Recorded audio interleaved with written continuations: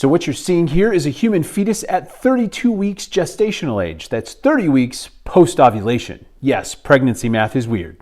The fetus now measures about 17 inches from the top of the head to the tips of the toes, which is 43 centimeters for you metric folks, and weighs about 4 pounds or 1.8 kilograms. This is also about the time they adopt this posture, the head down posture, give or take several weeks. This white area that looks like a pillow is actually the bladder filled with urine. So if you've ever wondered why you had to pee so much, now you know. Try to remember that the colon, the poop chute, also has to run around this, and you can see how much that is going to be compressed, and there's your reason for constipation. Let's take a minute to appreciate how much the intestines actually have to move up and out of the way to make room for this. And we haven't even touched on how much the uterus itself has to stretch. If you could turn off the X-ray vision here, you would be able to see the round ligaments attached to the side of the uterus running down to the front of the female pelvis. And those suckers are stretched tight and taut like guitar strings.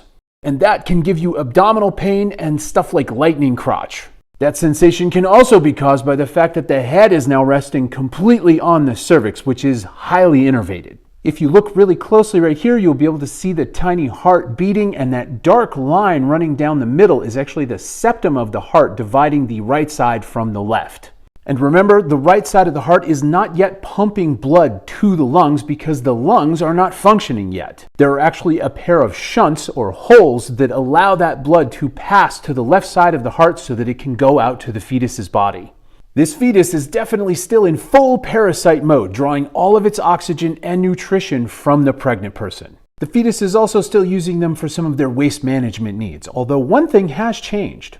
The kidneys are online and they are producing urine, which is being ejected out here into the amniotic sac. And now you know a major constituent of amniotic fluid. You guessed it, it's tinkle. 32 weeks of age from the perspective of viability is really good. They might spend some time in the NICU, but long term would have no side effects from being born at this point. Sadly, at 32 weeks, there are still things that can go wrong or be discovered that can necessitate an abortion. But don't get it twisted. By this point, it is a tragedy all the way around because this was a wanted child. And many, if not all, of these late-term tragedies are caused by a lack of quality prenatal care or delays in care. As always, thanks for learning with me, and if you've got a question, you know what to do.